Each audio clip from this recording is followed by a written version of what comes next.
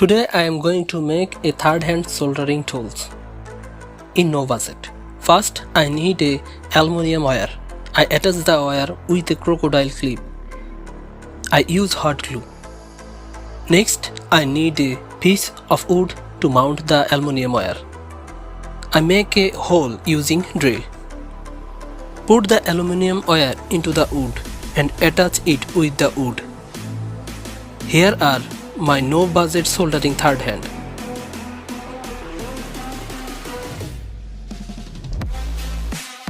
We use many types of soldering stand. Some are super expensive, some are regular, and some are made by us.